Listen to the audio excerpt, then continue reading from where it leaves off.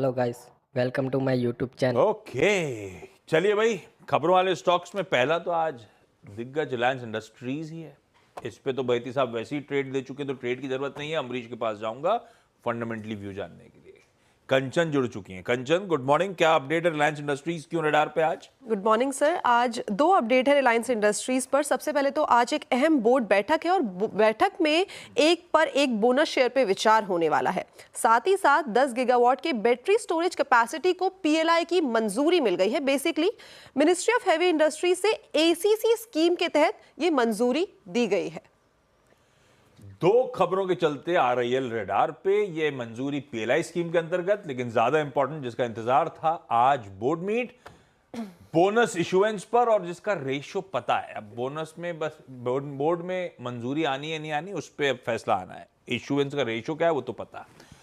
अमरीश, लेकिन रिलायंस इंडस्ट्रीज लग कैसा रहा है? 3000 ऑड के आसपास largely consolidation.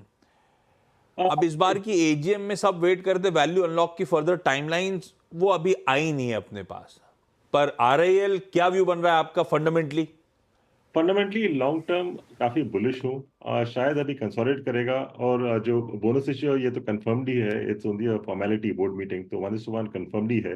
And to a certain extent price पे है ऑलरेडी, क्योंकि on the day of AGM announce किया था।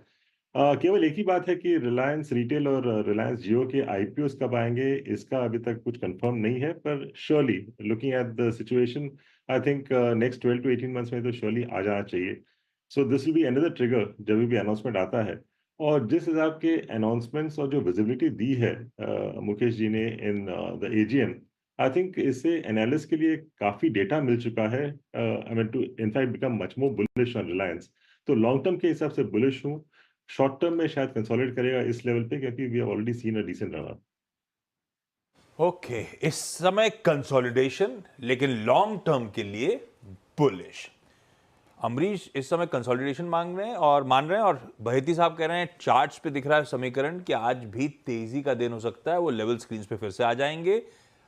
चर्चा आरआईएल की हुई क्योंकि हैवी वेट है और खबरों में है, लेकिन ध्यान रखिएगा, अगर कोई ट्रेड और इन्वेस्टमेंट का अगर मन बन रहा है इस काउंटर में, तो एक इंडिपेंडेंट फाइनेंशियल एडवाइजर से कंसल्ट करिएगा, क्योंकि इस चैनल का स्वामित्व और प्रबंधन इसी कंपनी रिलायंस इंडस्ट्रीज के पास है। वो ड्यू डिस्क्लोजर के साथ हो गई इस इंपॉर्टेंट स्टॉक पे चर्चा।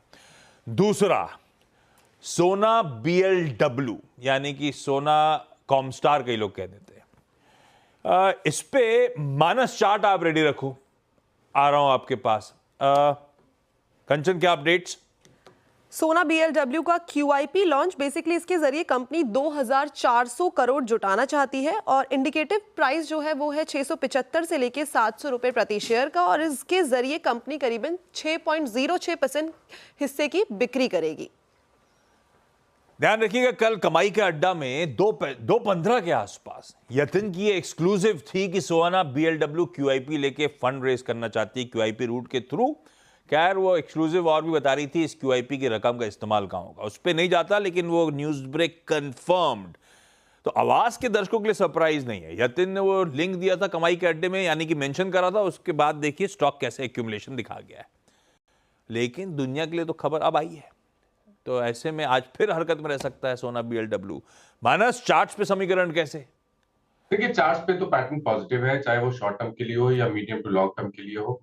हाई टॉप हायर बॉटम्स लगातार बन रहे हैं, और अब अगर 740 रुपए के ऊपर निकला तो 2021 के हाईज को टच करने की कोशिश करेगा, जो कि 825 रुपए के आसपास है। तो अगर आज 740 रुपए के ऊपर स्टॉक सस्टेन करे तो एक पोजिशन ट्रेड लीजिए, जहां आपके स्टॉप लॉस 700 रुपए के रहेंगे और टारगेट 825 के आसपास के रहेंगे।